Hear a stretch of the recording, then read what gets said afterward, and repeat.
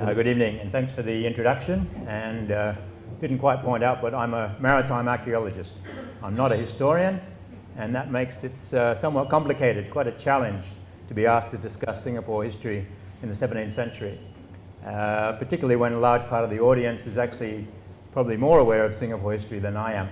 So, looking at it from a maritime perspective, it's the passers-by, it's the seafarers, the men on board the vessels where its crew or the passengers are the ones telling the stories. And that's what historians use to piece together the tale of Singapore during the 17th century. Now I'm going to look at it, I can't look at it so much from the historical perspective without borrowing heavily from historians such as Peter Borschberg, who was here last week.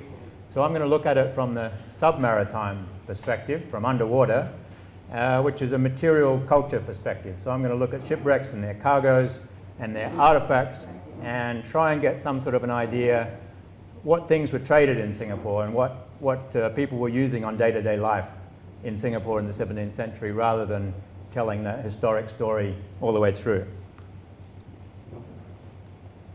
And Peter Borschberg last week, he couldn't resist. He was speaking on the 16th century. He couldn't resist the arrival of the Dutch in the early 17th century, the taking of the Catarina, all the very exciting things he got his teeth into. So to some extent I can forgive him because I had to draw so heavily on his 17th century work.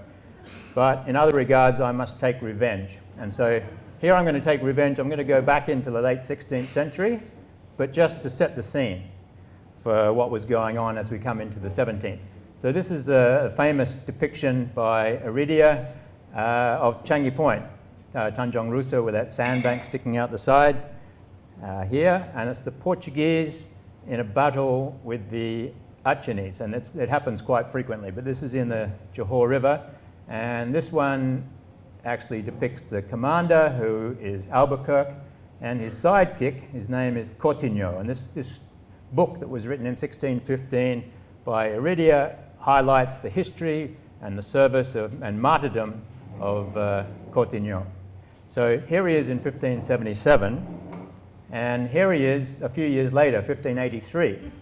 So he's either extremely courageous or very foolish, but he was cruising down around Singapore and he had news that the Achinese fleet was attacking the Portuguese in Malacca.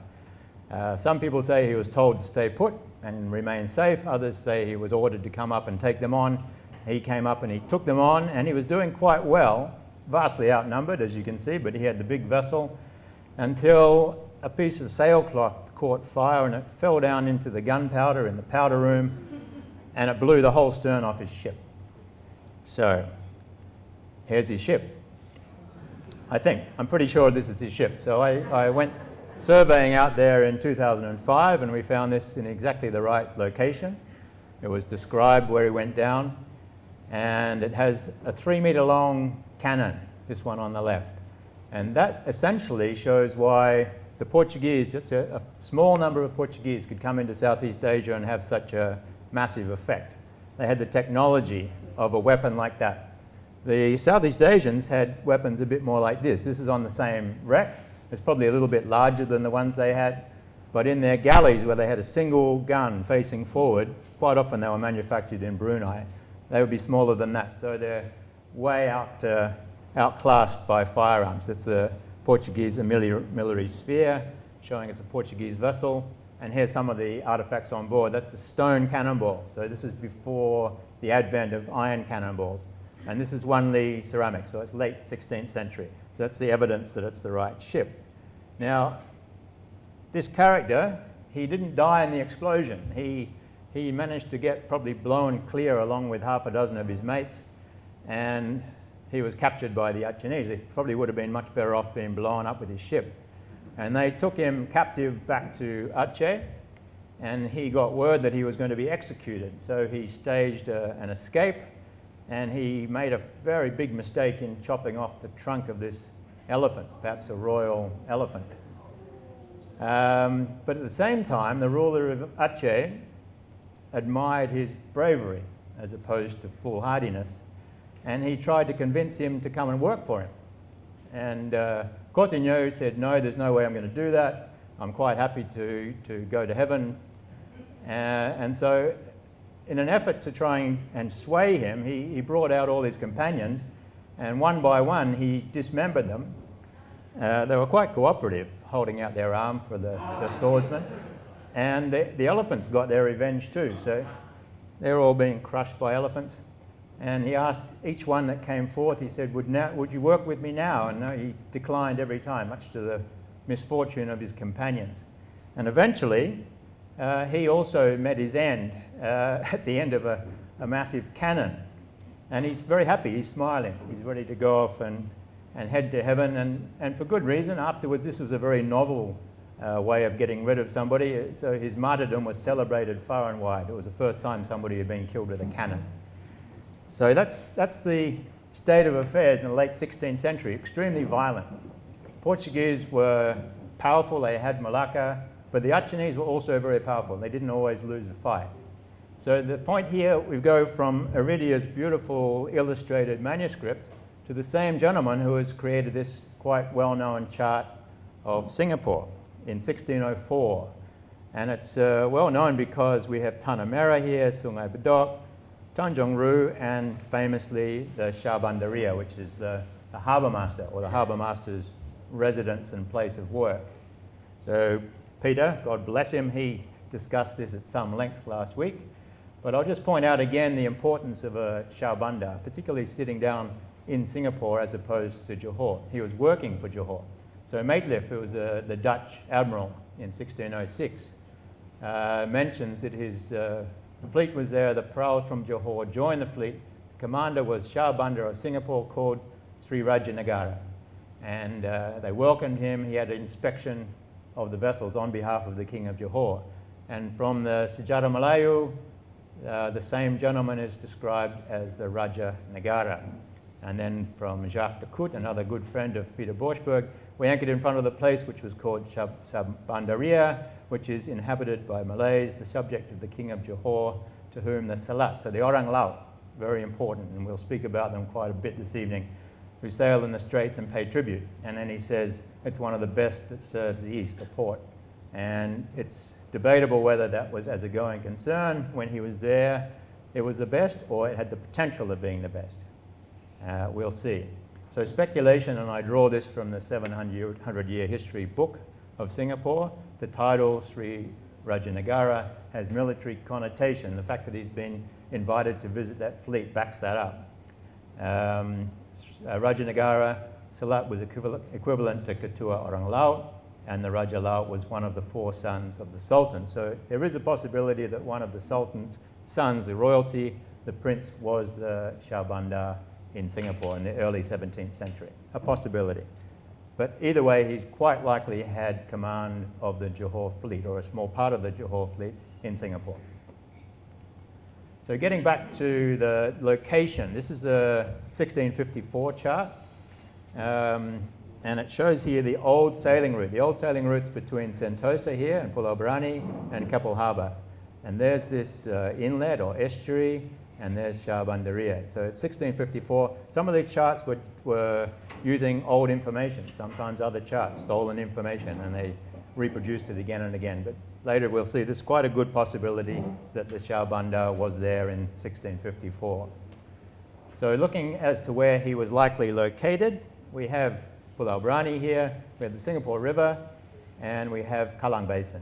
And in Kallang Basin there's a village, and here there's a village. This is in 1819, just after Raffles arrived. They very rapidly produced this nice chart.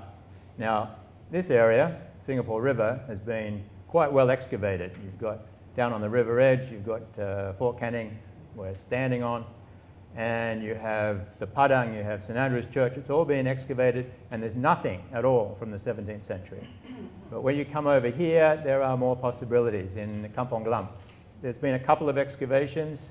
So far, nothing has shown up from the 17th century, and that's for other good reasons. This is Beach Road in 1839. Reclamation's already started. Part of this is reclaimed, and then we go right through to 1957. This is an Admiralty chart. It's actually a bit behind the times, 1957, because in 1955 you had, where was it, Merdeka Bridge and Nickel Highways already coming in here, down on Kampong Glam. The interesting thing about this one is you have the Asian craft anchorage over there next to Tanjong Ru. And there are the Asian craft sitting here. This is in 1958. And Kampong Glam here, Nickel Highway. So this has already been reclaimed. So a lot of the port activities, the transit, the cargo transfer, would be buried underneath this along essentially Beach Road. And there's Tanjong Ru there. And of course, in 1978 to 1981, there was the construction of the Benjamin Shears Bridge.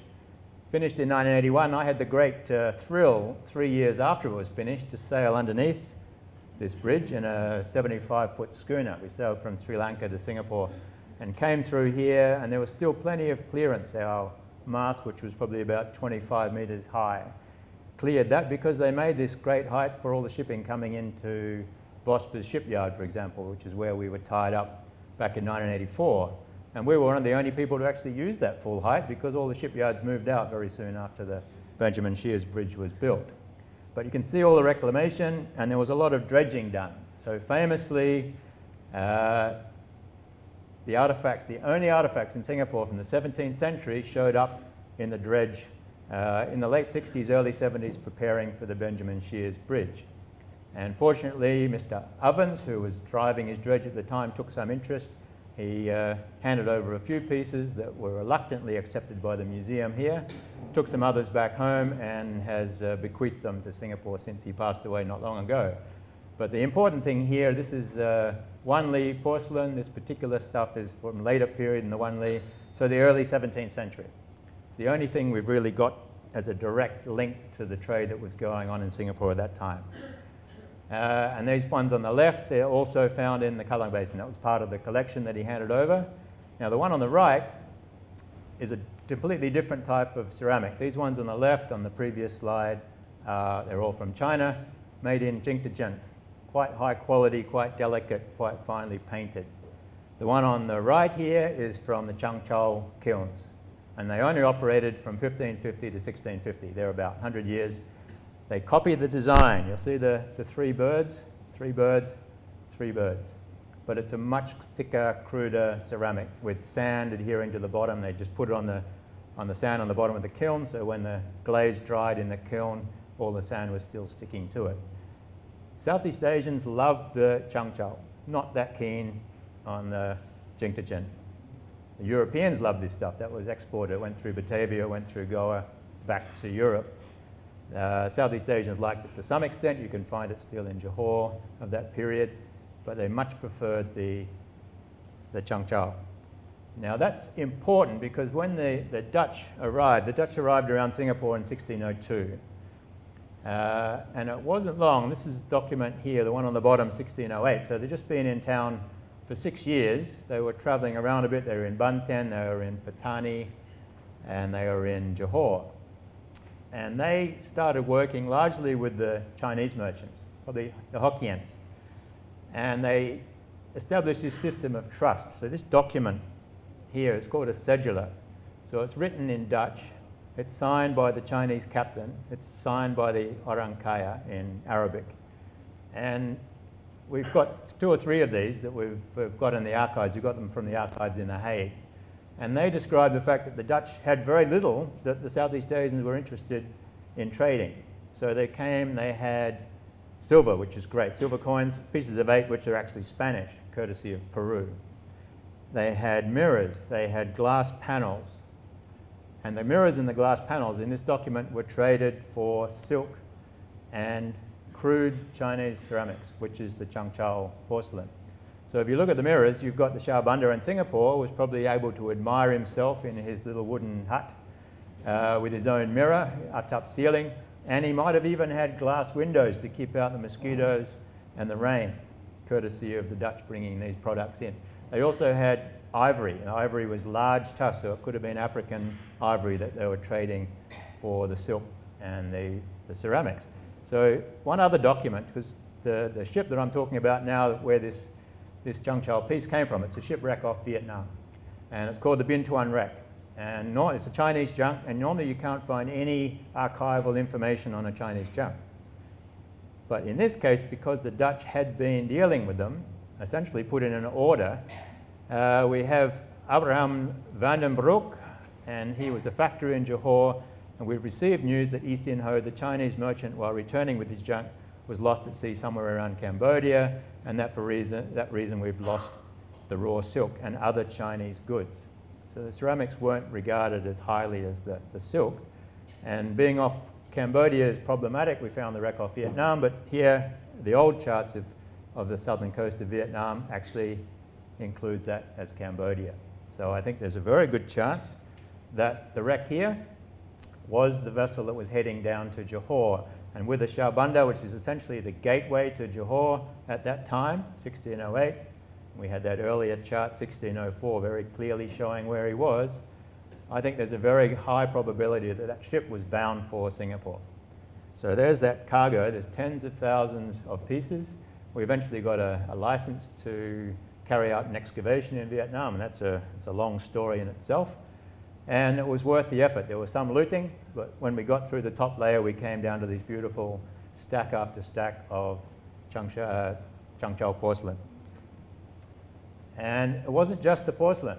So the porcelain could have been brought into Singapore for transshipment to trade throughout the region, particularly the Spice Islands. So the Dutch were buying it to take to the Moluccas, because they weren't interested in anything else the Dutch had. These are not particularly attractive, but they're very important. This is cast iron, and they're woks with handles. So that's a row of handles on these cast iron woks, which they all sort of concrete together over time on the seabed. The Chinese are the only people, the only area where they had the technology to cast iron. So they were worldwide. So they were in great demand. So here, another example of what would have been used in Singapore in the early 17th century. So the Shabandar would have cooked his mee goreng with these, and his neighbour, his Hokkien trader, would have been doing his Hokkien fried mee, no doubt, in the same wok with a handle. So we had one or two calm days. Most of the time it was very rough, so it was wonderful to bring up these basket loads of ceramics. Some of it, this is Changchou, but it's actually very fine. This is almost comparable with the best quality Qingtachin. So we washed these, separated them in the tap. These are also from the same kilns, but these were specifically ordered by the Dutch. We've actually got records of them describing this set, some with the immortal, some were just floral design. They were specifically ordered for trade in the Dutch as curiosities. But more often than not, the vast majority of ceramics were this type, and there was a twin phoenix design that was the most popular, and they would be largely used in Southeast Asia. And this one in particular, that's called a charger. It's very large, it's about that size. So ideally suited to communal eating, Muslim style communal eating, all the food served in the center. And it's interesting to note the piece that was found in Kallang. We got that mountain structure. It's exactly the same as the mountain structure here. So they're borrowing the design.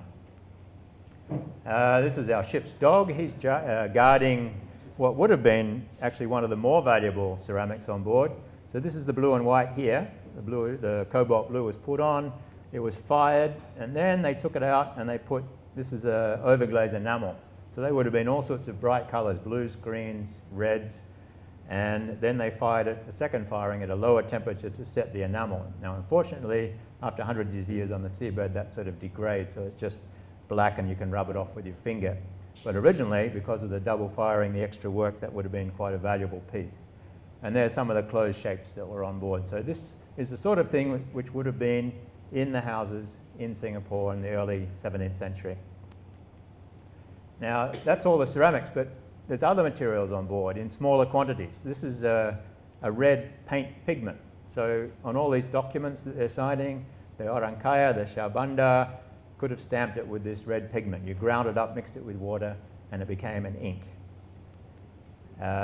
Small glass beads, highly degraded. They're sort of packed in this earthy compound, but it sort of brings to mind John Mixick's comment on the 14th century, where a lot of the small beads were being made here on Fort Canning.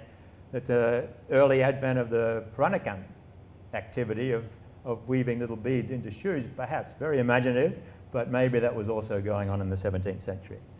And this is a weighing scale, Chinese weighing scale being brought by one of the lead merchants, possibly to weigh something like gold dust. So this is very delicate. This is an ivory bar. There's a tray here. This is just the case, the wooden case. That's what's remaining of the tray, and a weight. So we had those things. This is from the Volatile Rep. It's 1690, but exactly the same configuration. So the merchants coming into Singapore would have been using this for their transactions in small valuable commodities. Chinese locks, of course, Chinese inkstone, very crude, but also used by the merchants throughout the region. And here we have it's a bronze dish, embossed bronze dish. And if you read the newspaper this morning, the most important thing that occurred in the 16th century was the growing and procurement of durians. So this was probably used for serving durians to the Shabandar. And of course, for the non-Muslims in the town, these are wine vessels. So this is silver, so it turns to this black mess when it's been underwater, but they can very, very easily conserved and come up as shining silver. And that was also on board the vessel. The vessel itself was Chinese junk. These are the bulkheads, that's the timbers, and that's the layout. So it's got the bluff bow, it's got the axial rudder, 3 masts. The whole bottom of the vessel was filled up with those cast iron woks, and everything above that with the ceramics. And on top of the ceramics, almost certainly they had silk, long gone. And there it is, that's the Chinese junks off Singapore during Raffles time or after Raffles time. But if you use great computer magic, there we have the Chinese junk sitting just west of the Kallang Basin in the early 17th century. Now, we move on to another area that Peter stole from me, the taking of the Santa Catarina. So this was a momentous event. It occurred in the Johor River.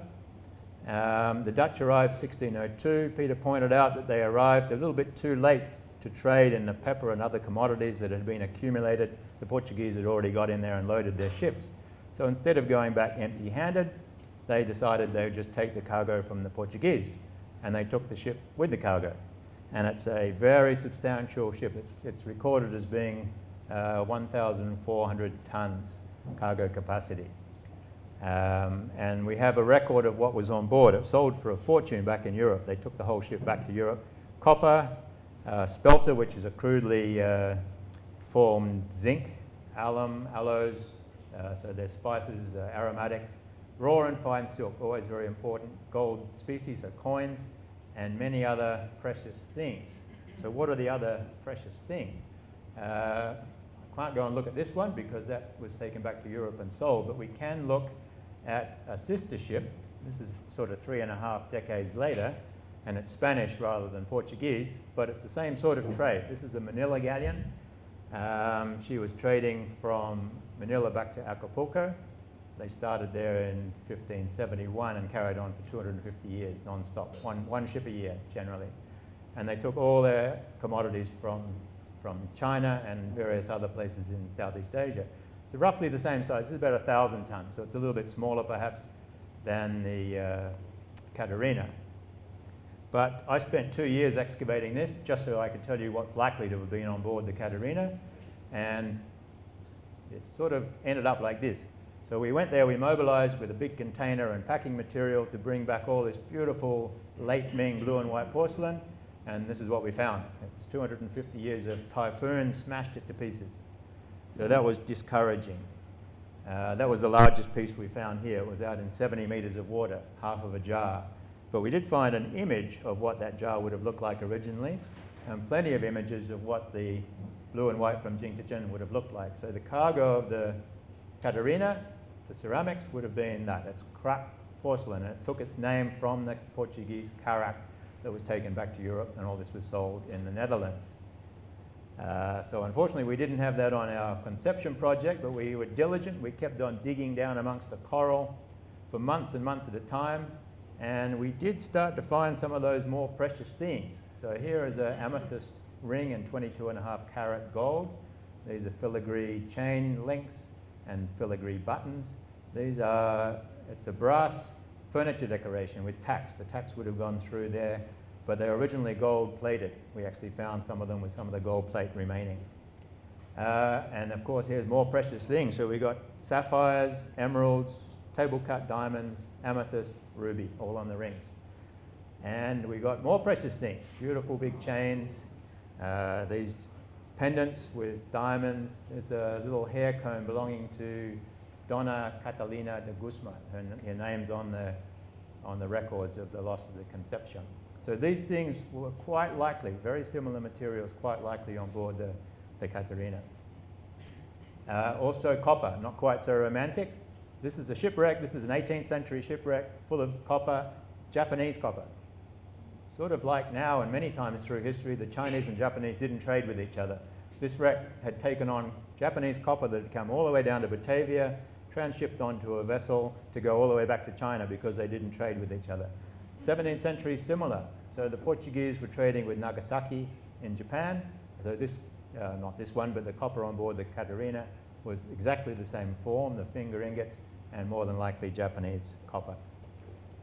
So that's showing what was on board. So let's go back to the Singapore history. So the famous battle in 1603, again off Changi Point. So this is between the Portuguese and the Dutch. So after the Catarina was seized, the Portuguese blockaded the Johor River. They thought the Johor had teamed up with the Dutch to take the ship, which is sort of true. And the Dutch broke the blockade, and the Portuguese lost a few vessels. I'm sure lots of the native vessels were lost as well, and they sailed away and broke the blockade. Now, this carried on. It didn't all carry on down in Singapore, but after the event, Raja Bongsu, who shows up quite frequently in the early 17th century, he was one of the 4 sons of the Sultan of Johor, goes on board to congratulate the Dutch commander and thank him for getting rid of the Portuguese. It's sort of a depiction in the back. Some people think it's Singapore, but it's completely fanciful. They didn't have these fixed or pitched battles going on at that time. But the Dutch carried on, and they weren't always the winners. This is back up in the battle to try and take Malacca. So in 1606, they were a long way from being successful, and this battle took place off Cape Rachado, or just before Port Dickson. And they didn't win this one. In fact, they lost some of their vessels. So did the Portuguese, but the Dutch were certainly not the winner. This is by a great competitor of mine, accidentally found the cannons from the Nassau, one of the Dutch ships that were lost off Port Dickson. And the fascinating thing there, especially for me, this cannon here, can't see it very clearly, but it's a brittle fracture. They just found the front of the cannon, and the aft end of it was somewhere else. The battle was so intense, the rate of fire was so intense that the guns were essentially red hot. And when the vessel went down, perhaps the vessel was also on fire, the water quenched the cannon, and brittle fracture. It actually cracked in half when it hit the water when the vessel was sinking. So they're spectacular. Some of those are still around in Malaysia somewhere. They're supposed to go to the museum, but I'm sure not all of them did. Now, we get back down to Johor, to Singapore. So once again, there's that famous painting. I've stolen it, 1577. So this is not 1577, but if you, in your imagination, remove the European vessels, we have this attack by Aceh. Aceh's come in now to attack Johor. Now, the Dutch are around, but they don't actually participate in this battle. But the VOC factory is destroyed. That was further up the river. And we can see what sort of commodities they had in that factory, which could have come through the Shabandar in Singapore initially. Pepper, very important. Benzoin, cotton cloth, possibly from India, reels of 8 Spanish, gold, and gold-handled kris. Here's one of those beautiful gold-handled kris. And Raja Bongsu, the Prince of Siak, and the ruler of Pahang were taken back to Aceh. Now, he didn't suffer the same fate as Coutinho, or maybe he did. He was forced to marry the princess from Aceh, and then he was allowed to return to Johor essentially as a vassal of Aceh. And he immediately started dealing with the Dutch again. So it's interesting to see. I'll just go back and quickly look at that drawing. So this is earlier. This is 16th century. Now these ships here, they're galleys, and they're Southeast Asian. You can see a bipod or a tripod mast, that single cannon forward, and they're rowed by the Orang Laut. The Orang Laut crewed these ships. This is late, 1890, but the construction's exactly the same. It's a canted lug sail, very typical Southeast Asian. They're relatively small, but they could go very fast, and they weren't dependent on the wind, so they were a great threat to anything but the large Portuguese and Dutch ships. And even then, it was very difficult for them to fire upon them with their large cannon. They'd just go straight over the top, and if they came in close, they did have the option of using the swivel guns, which are up on the aft castle of the European ships, and they filled it essentially with buckshot, and then they just aimed down and managed to blow these guys away. So they weren't that effective on the European ships, but they were very effective on smaller vessels and raiding coastal towns. And while we're on the subject of vessels, these are Southeast Asian ships, but they're trading ships. So it's called a jong. A jong was something that sort of came into being in Southeast Asia, all over Southeast Asia, probably around the 14th or 15th century. And they started off being very large. When the Portuguese first arrived, they described being in a battle with a jong where the aft castle of the Portuguese ship was just up to deck level. So this was bigger than the Portuguese ship. But over time, the Portuguese started to command a fair bit of the trade, and the size of the jong came down quite rapidly, over a century or so. So when the Dutch arrived, they described the jong, but it's quite a small version like this. And this famously was on display in the Sentosa Experiential Museum for maybe a year or so before it eventually sunk, because there was no maintenance. It was sort of a foregone conclusion. But that's quite a good representation of what one of those jong would have looked like. And so the Chinese junks sitting off Kallang in the 17th century would have been accompanied by many of the jong doing local trade, trading in the spices. Okay, and then we have this very interesting interlude where we have the Spanish who come into town. This is very strange that Spanish and the Portuguese kept to their own spheres. But with the threat of the Dutch taking over the Moluccas, there was a very good reason for them to team up. And so the Spanish actually formed an Amada. They were under the governor of the Philippines, and they built these ships in Manila, in Cavite. 10 heavily armed galleons, oared galleys, patash frigates, and support vessels.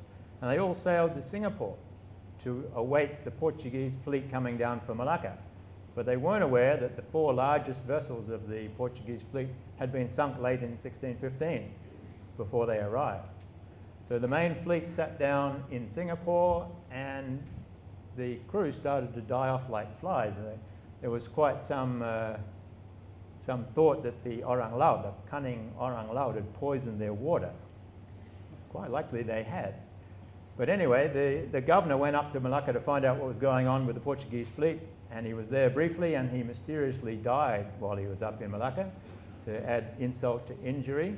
But nonetheless, he was posthumously rewarded, because when the Spanish sailed back, and they essentially just went back to the Philippines without achieving anything, they seem to have discovered the main shipping route through Singapore Strait. And up to that period, everybody had used the tortuous route between Sentosa and Keppel Harbour, and they named it Governor Strait, after the Spanish governor.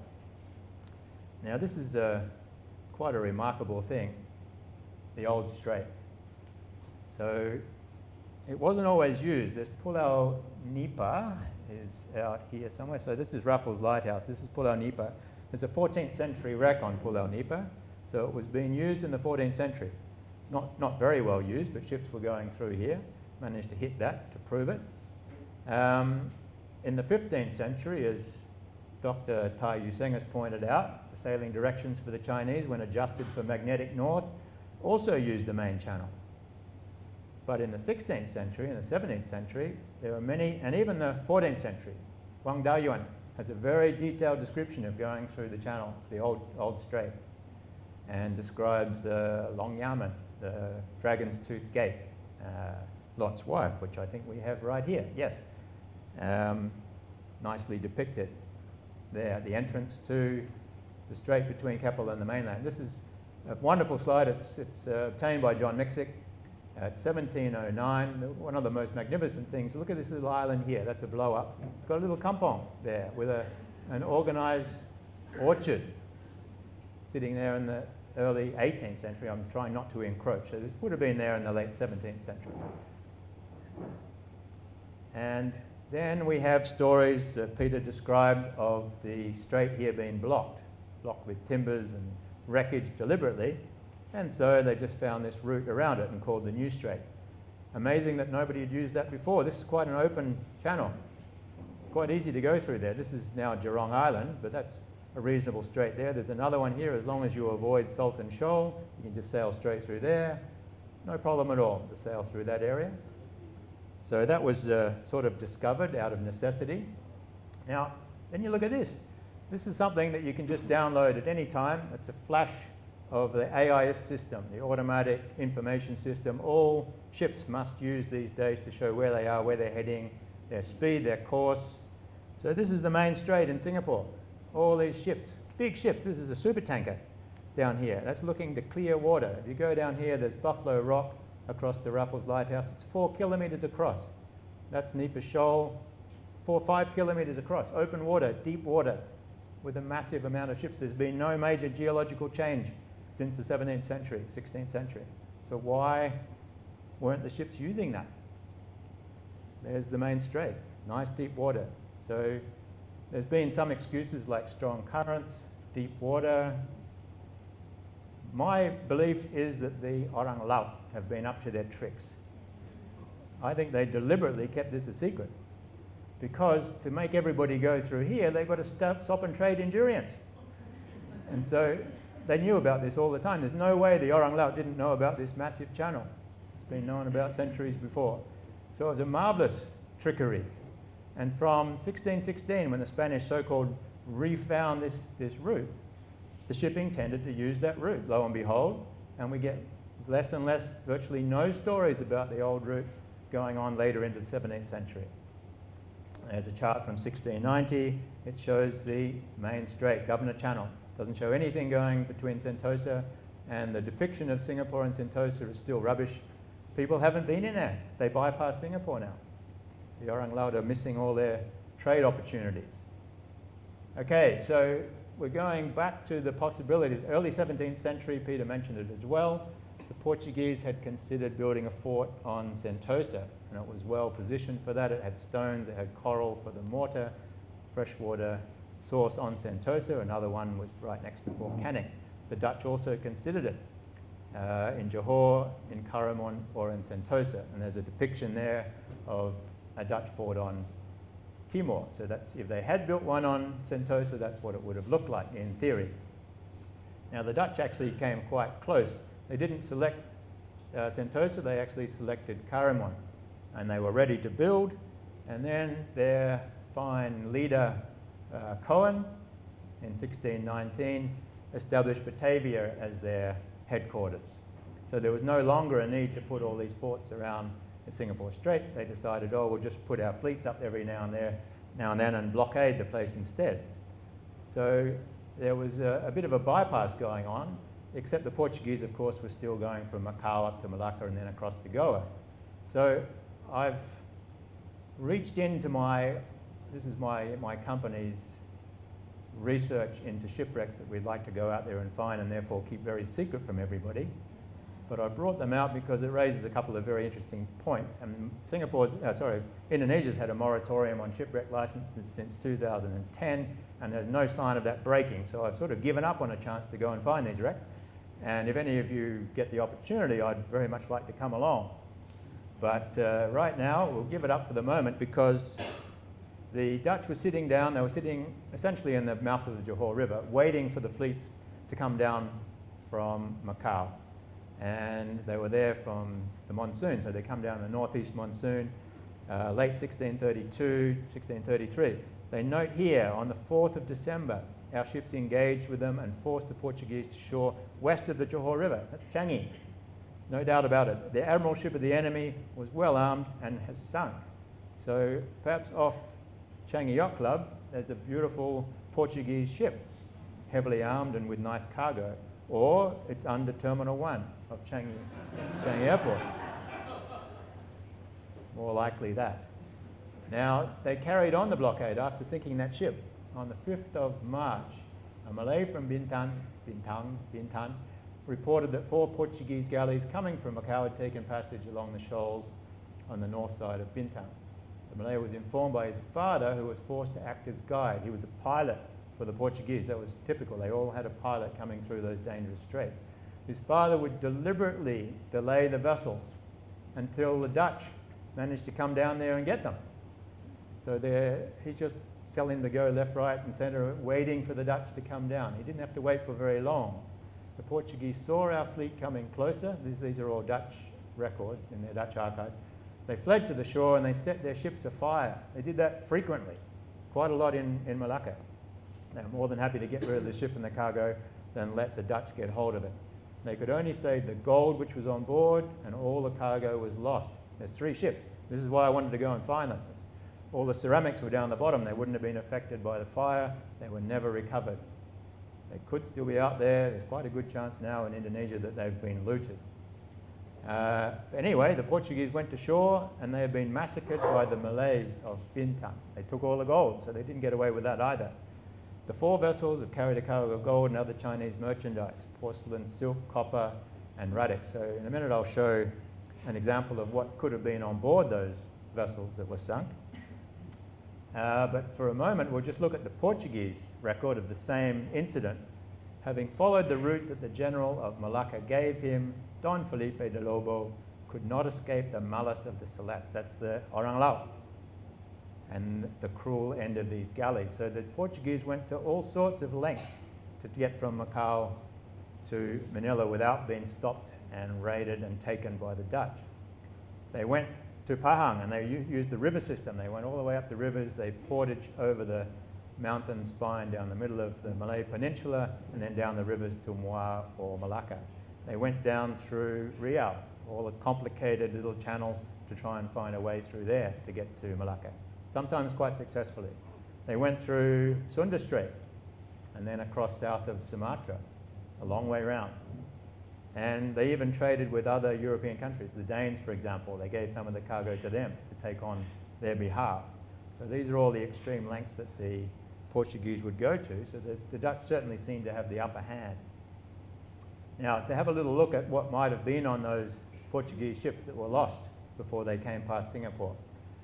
We look at the one Lee wreck. This is a colleague of mine, Sten Sjostran, found a lot of wrecks off the east coast of Malaysia. This was one of them. And there's an example that was a very small Portuguese vessel. There's some of the structure left. It's a European ship. It was sunk probably in battle. There's signs of a lot of concentrated ceramic damage indicative of hits during battle. Now, obviously, it's not this ship. This is a Portuguese ship that must have just come into port because there's a great deal of debauchery. They have a bit of womanizing going here, a great deal of drinking and consequences of that drinking. And so, but that's the sort of size. It's only 1 or 2 cannons were found on board the wreck. But these are the ceramics, beautiful one Lee. It's actually, the ceramics are not one Lee. He called it the one Lee wreck. He was a bit hasty in coming up with a name. The ceramics are a little bit beyond that, with the one Lee period. But they're magnificent ceramics. There's another version. That's a replica Portuguese ship of a small size, which would have been trading up and down on the east coast of Malaysia for Macau. And they're the ceramics. Wonderful material that he found out there, but a huge amount of breakage because of the battle. And some of these shapes are very much for Southeast Asian use. There's a kendi, previous one was a kendi. This is sort of a Middle Eastern type design. And here we have, finally, the Dutch take Malacca in 1641. It's an image from 1665. So now they've got Batavia and they've got Malacca. So things begin to slow down in terms of trade through Singapore Strait. The Dutch are sitting down in Batavia, so there's less and less trade coming through. Then you get a lot of the Chinese junks going directly from China down to Batavia. So this is a very interesting event. This is a ship that was lost southeast of Bintan, Indonesian waters. It's a Chinese junk, and it was being looted, and the Chinese authorities eventually got word of it. It had actually been looted for several years before the Chinese authorities got word of it. This is them looking very proud of their capture here. It's a very hazy image of the authorities about to summary execution of the salvors that have been caught. In reality, those probably the same salvors were asked to go and carry on their looting on behalf of the authorities after they were caught, but we won't speak of that. And this is again some of the magnificent discoveries. So this is late 17th century, and this is a product that's now bypassing Singapore. It's heading directly down to Batavia, and there were fleets of Chinese junks going down there. Of course, there would still be some coming through Singapore Strait. So there's the authorities, and this gentleman here, this anonymous, probably a collector or someone that's just bought it, very happy with his purchase, a magnificent, very large jar. So there's another wreck with also a very piratical, skullduggerous character with a very large jar, and that's the Volatile Rep, which I had the pleasure of excavating back in 1991. And that was also, it was not just a Chinese junk, it was a Lorca, so it was a combination of a Portuguese junk design. It was a hybrid ship. And that was carrying this beautiful cargo of Kangxi porcelain down to Batavia. So apart from the very large jar, we had, after all this diving, barrels of these little octagonal dishes and the very nice vase. So all this material was going down to Batavia to be transshipped onto Dutch ships and go back to the Netherlands. And there it is. That's all the ceramics taken out from that barrel, for example. But we had a kendi. So the kendi, it's a beautiful design, Southeast Asian, so that could have been staying around. Doll's house vases. So the little decorative for the wealthy child in the Netherlands to use to put into their doll's house. And that's the ship itself. Now the treasure hunters dream of this little opportunity to find a secret compartment within a shipwreck. This one had a secret compartment right there. So this is the mast step, this is the bow here, and this is the 3D illustration of this area here, the mast step right there. So just behind it, the planks had been taken out. So they're ceiling planks, they're put on top of the ribs, and a little cargo had been stashed underneath the planks against the keel. And that's some of the cargo. So there was this soapstone figurine. So we had the immortals, we had Guanyin, several examples of Guanyin in soapstone. This is porcelain, this is apparently the terrible pissing woman. And she's mounted on the roof like a tile ornament on top of a roof to ward off the evil spirits. Very successfully, I imagine. And we had these little, it's like a copper alloy chest, so the mini chest. And that's the pan and the weight from the little scales weight, the wooden scales case that we had, and tweezers. So these chests were actually all in pieces. They came apart. So I had a wonderful time with super glue putting them back together again, and several decades later they're still intact in the Vung Tau Museum. Still there now. And other items on board this ship were specifically for Chinese use. There's all the woks, cast iron. It's a jar with contents. It had a sealed leather top on the jar. That's, of course, the pan from the weight, inkstone, a quite elaborate inkstone, Chinese spoons. That's tweezers and an ear cleaner set. And a teak lid with Chinese characters showing the contents of the jar that it came from. So all of these artifacts were not for European use at all, but they were heading for Batavia. So this is Batavia in 1656. The Chinese community, and certainly all the traders, almost certainly they were Hokkien traders, they were very much integrated into the society. So the Dutch and the Chinese and the Malays, the Javan people, they all got on particularly well until there was a massacre in 1740. But before that, everyone was quite well integrated. They didn't have ghettos at all with the separate communities.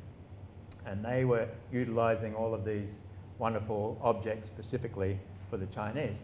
So if you come back to Singapore, this is 1819, but you have specifically down here the Malay village, and this is just depicted as village.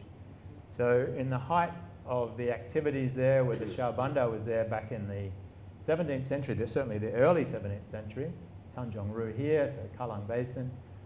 There would have been Shabandar, possibly a prince from Johor. There would have been Javanese, there would have been Malay. There's certainly the Orang Laut. The Orang Laut would have probably been much happier up here, completely sheltered. There's freshwater source here, there's all the fruit trees, there's an abundant supply of fish. It's a magnificent place to be based. Now, when times were not quite so positive, like I didn't mention before, in 1613 when the Achinese attacked in Johor, they attacked Singapore as well. So that was on the way, part and parcel of their efforts. So there were ups and downs. but in the height of trade, we would have had plenty of Hokkien merchants there as well. But later on, and it's all really to do with the vicissitudes of the Sultan in Johor, by the end of the 17th century, that's probably just back to being a multitude of people, but not necessarily any major trade. And you can see that here. There's this depiction of what went on during the various centuries with the Sultan. It's pretty colourful stories. 1600 here, so they were in Batu Sawah up towards Kota Tinggi, and then we have that battle in 1613, and they go off to Lingga for a while, and then they're moving around. So they would have been back in Johor and Singapore a bit and elsewhere, so they're all over the place here. Then they came back to Batu Sawah for quite a while. So 1650, they're back well and truly established. So that chart showing the Shabandaria in 1654, quite likely he was there and in a position of quite some strength at that time. But then we get other interesting activities going on. So we have here in 1673, it was the Jambi decides to come in and have a go. So there's Aceh doing it before, the Europeans take it in turns, and now Jambi is having an attack in 1673 and probably also attacked Singapore at that time. The Sultan escaped to Pahang, he died later, and his successor there engaged the help of the Bugis. Now the Bugis have come across from Sulawesi down into Riau, and he used their assistance to get back into strength in Johor. And the Bugis didn't want to leave after that. The Bugis are quite warlike and have their own war ships. Again, they're the galleys, but I imagine that the Orang Laut were displaced to a large extent by the Bugis coming in there. So they lost their importance. And then Sultan Mahmud Shah returned to Johor around 1690, and in 1699, now it's very interesting stories, several different stories. He was of course said to have preferred the company of men to women, and he demonstrated that quite erratically by a woman was sent there to fraternize with him, and he accused her of various things. I think one of the things was stealing a jackfruit, and he wanted to have her executed by slicing her open. She was pregnant, slicing her open to see whether the child was devouring the jackfruit. And therefore, you get this statement, which is from the Hikayat Sia. His Highness mounted the chair and was carried to the Friday prayers. At the gate to the mosque, the Bandahara and the noblemen were waiting. Then Megat Sri Rama arrived, bowed and said, "Your slave is committing treason, my lord," and with his parang hit the head of his Highness. White blood flowed, white blood being royal blood, like cream of coconut milk. And that was the end of the line, the royal line. The guy that took his place didn't have the white blood that was flowing like coconut milk. And so they essentially lost power, and he relocated to Riau. And so by that time, I think we've reverted to the kampong. So you've still got that beautiful little island, what we saw before, with the kampong and the orchard just off Keppel Harbour. There would have been more off Singapore River. There's more in the Kallang Basin. So they were all there. They carried on there, but they didn't have that intense trade that was carrying on while the Shabandar was there. And we've got to 1699, and I'm not going to encroach at all on the 18th century, and therefore that's the end of my discussion. Thank you.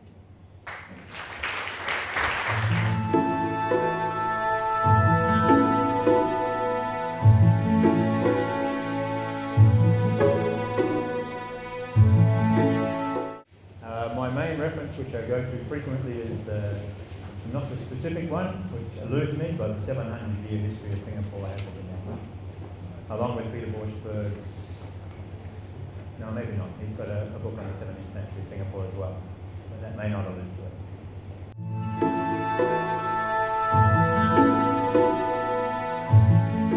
And on a larger scale, so they would have been waiting off the Johor River, Teluk Romania, and they would have been waiting down, probably as far around as Pulau Pisang in Malaysia. So they'd take them all the way through the strait, from one end to the other. But going through that little strait between Sentosa and Keppel, quite often they'd be waiting there for days. So they have to wait for the right combination of wind and current before they can get through there. So they need a little bit of wind to have steerage, And they can't just drift with the current because they'd start spinning around. There's descriptions of them, because they had the yards, so very wide yards sticking out from the ship. They'd been touching the leaves of the trees on either side as they went through, which is probably a bit of an exaggeration, but certainly on one side they could have been doing that. I've been there in a powerboat in the 80s before they put the causeway, and even with a powerboat, when you get an eddy, because there's all those little bays coming through, so the current forms eddies, the whole powerboat was twisted around 180 degrees. So to go through there with a sailing ship in all but the most perfect conditions, and probably even then you'd have to put out your longboat and have them rowing to try and keep steerage, so they'd help it through. So it's a crazy place to go through, unnecessarily. So I can't really figure out why, unless they were completely at the mercy of these Orang Laut pilots that took them through. But it is described in a lot of detail by many people that had been through it.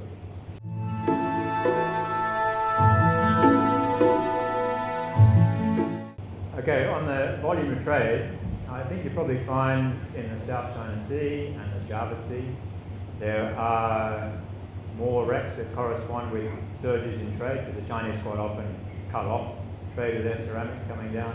When they did that, sometimes the Thais replaced it. And so when you're going down the east coast of Malaysia, a lot of the ships that Sten was finding were with Thai ceramic cargoes in that sort of 15th, 16th century period. So they were corresponding with the volumes of flow. Once you get into Singapore Strait, in Singapore in particular, that becomes very problematic, because you are going along the coast of Singapore, everything has been reclaimed way out. So there's a lot of shipwrecks are now undiscoverable, and a lot of them, which might still be on the seabed, are under the busiest shipping lane in the world, so you can't go out there and find them unless you're in the mini submarine, a very brave pilot of the mini submarine. So we can't really get any idea of what was lost in the strait itself, and Malacca Strait's sort of similar. There's all this major amount of shipping going through. There's a lot of sedimentation, so a lot of the old ships would be buried. So we get a much better idea of what's been happening in the main trade route, the western route from China down to Java, for example, and earlier on to Sumatra, to Srivijaya, to Jambi. Nowhere near as much detail of what was going on to Malacca. Certainly very little of what was going on to Goa, because then you're dealing with the Indian Ocean, and there's nothing being found in the deep water areas there. So a bit hard to answer that one.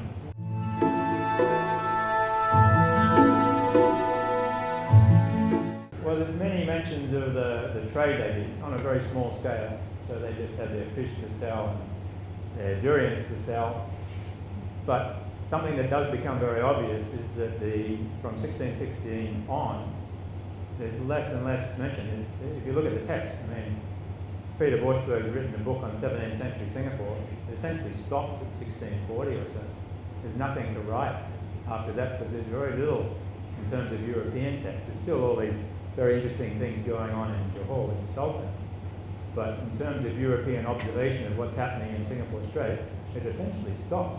They're all going right through the middle of the strait and carrying on their trade on either side. So there's no more engagement with the Orang Laut. They probably don't even need them to be pilots anymore, because they realise what a wide open channel that is. And the other point that I probably forgot to make, that in 1616 you've got these big lumbering sailing ships and fleets of other vessels which came shortly thereafter. The sailing technology didn't change suddenly from the 16th century to the 17th century after 1616. So there's no reason for ships to be using the old strait or the new strait because of some technological change. It's just that they didn't know it was there. So arguments about currents and depths don't apply. It's just when it was discovered by the Europeans themselves, and they grabbed it with both hands, and that's all they used thereafter.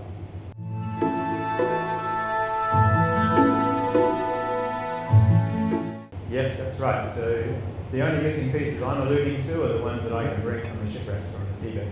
So there's no missing pieces in terms of history, and I knew that was a big risk for me to come here and speak as a maritime archaeologist, because I'm not a historian, so I'm not creating any new stories of what happened. I'm trying to put some colour into the picture to show what people were using, where they were living, how they were living, what they were trading in. what was passing by, rather than the stories themselves.